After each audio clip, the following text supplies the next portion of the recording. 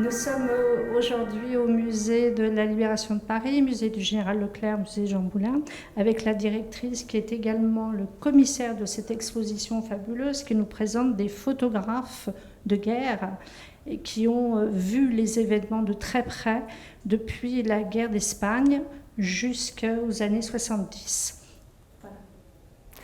Et cette exposition va même au-delà puisque la dernière des photographies qui est présentée date de 2011. On a choisi justement de faire quelque chose de large. Et donc ce sont 8 femmes photographes de guerre dont on présente les travaux. La première étant Gerda Taro.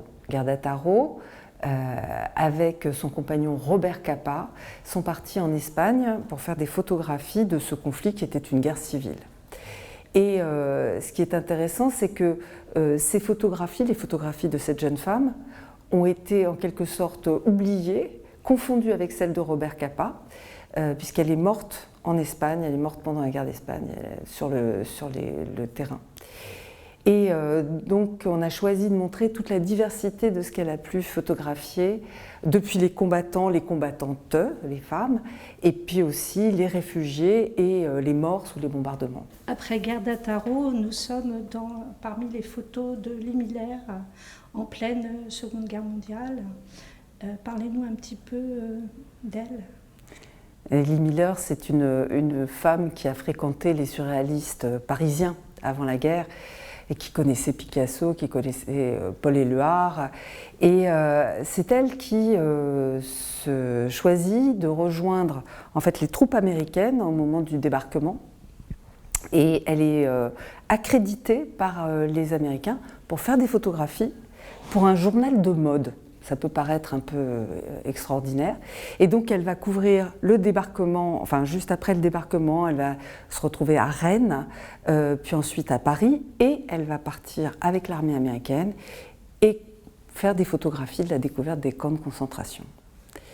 Et là, ce sont des photographies très, très dures qu'elle va faire, et en même temps très fortes. C'est ce qu'on retient de son travail.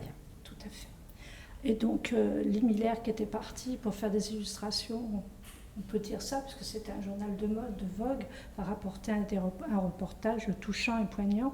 Notamment, il y a une photo sur l'entrée de Buchenwald qui est étonnante, parce que personne ne l'a prise comme ça.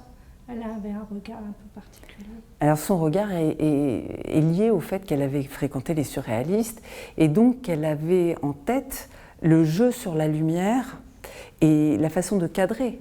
Elle a travaillé avec Man Ray, donc elle a une perception particulière des choses, et puis il y a sa personnalité elle-même qui joue, sa personnalité de femme blessée qui joue beaucoup. Alors nous sommes maintenant avec Christine Spengler, née en 1945, donc plus jeune que les deux précédentes. Parlez-nous d'elle. Alors Christine Spengler est une photographe qui est toujours en vie, et qui a couvert vraiment beaucoup de théâtres d'opération. Et notamment, elle a couvert l'Irlande.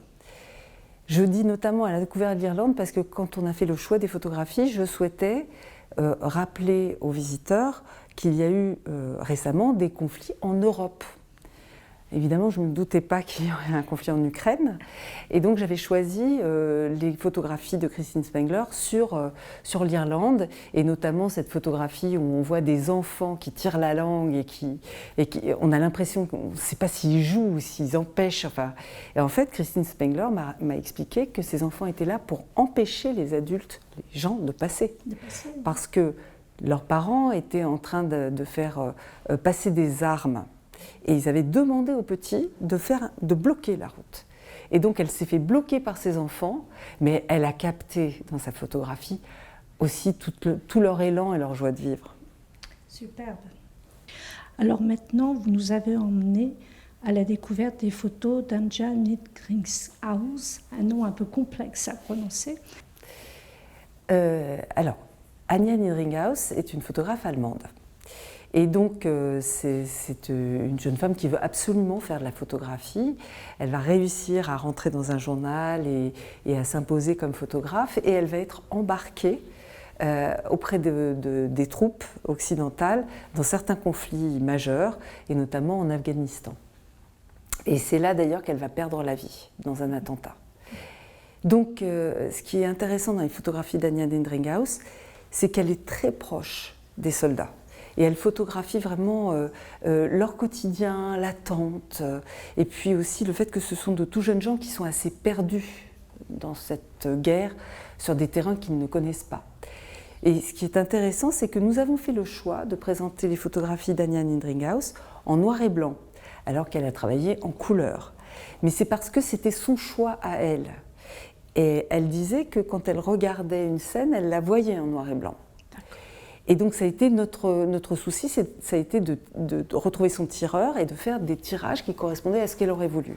Évidemment, dans d'autres expositions, on pourra voir ces clichés en couleur. C'est ça qui est intéressant.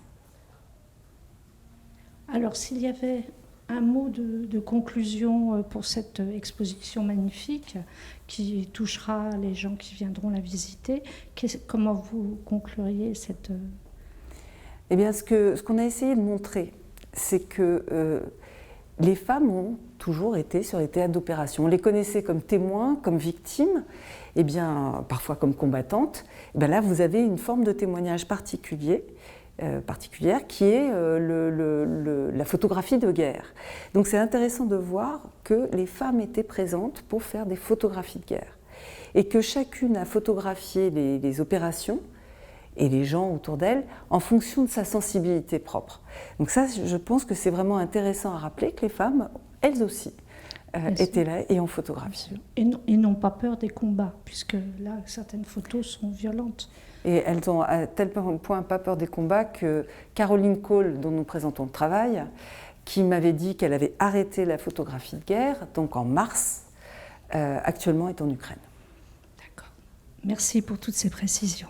Et puis on vous engage à venir voir l'exposition. Dans les photos là, de cette photographe, j'ai trouvé beaucoup de malice, de contraste. C'est-à-dire que dans un champ de ruines, on a des enfants qui sont drôles, puisqu'ils font semblant de téléphoner. Ici, dans une manifestation, on a une dame qui a apeuré. C'est ce contraste-là. Ici, on a des soldats qui cherchent quelque chose, il y a une mobilette qui passe. C'est très original. Comme ici aussi, on a des soldats, ça fait peur, c'est dangereux. Et au fond, il y a deux femmes, des enfants qui sont derrière. J'ai retrouvé beaucoup de contrastes comme ça. D'ailleurs, on en a même là, ici, par exemple, ce contraste de manège avec un enfant qui est une arme en bois, enfin un jouet. Et elle l'a pris. Je trouve qu'elle a beaucoup d'idées, beaucoup d'instincts. Ce soldat en bois qui est derrière le dos du soldat. Voilà, par rapport aux autres photos, je l'ai trouvé, ça m'a surpris. Oui, et je pense vraiment que c'est une femme qui a voulu témoigner de quelque chose, du quotidien de ces soldats, parce qu'on les voit qui s'ennuient en fait, montrer des photos, ou qui ne savent pas quoi faire, ou qui sont perdus. On a vraiment l'impression. Et surtout, ils sont très jeunes. Et moi, j'ai été frappée de ça. Quand on voit des visages, ils sont poupins, les visages. Ce sont des jeunes gens, ils ont une mascotte pour se rassurer. Et ça donne une vision beaucoup plus humaine, finalement, de ces soldats qui sont vraiment suréquipés par rapport aux guérilleros qu'ils affrontent. Elle est originale, cette photo.